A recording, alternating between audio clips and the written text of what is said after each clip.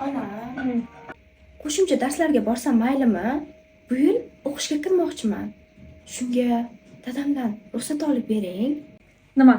O'qib olib bo'larmiding? Yo menga dunyoni olib berarmiding? O'qish shart emas. Seni baribir uzatamiz.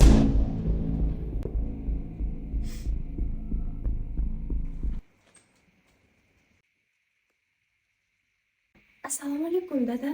Va alaykum assalom. Qizim nima bo'ldi? Bekayfiyatingiz yo'q. Nima bo'ldi? Dada, men o'qishga kirishni xohlayman. Onam bunga qarshi. Sizchi? Onangiz adashyapti. Men qo'llab-quvvatlayman. Faqat bitta shartim bor.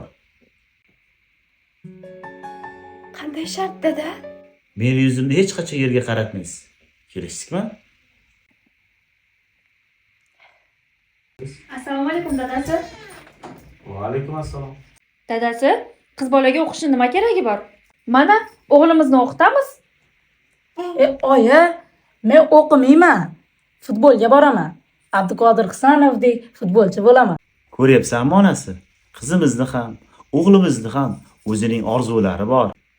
Biz farzandlarimizni kelajagini, orzularini qo'llab-quvvatlashimiz kerak. Bir o'g'ilni o'qitsang, bir kishini o'qitgandek bo'lasan.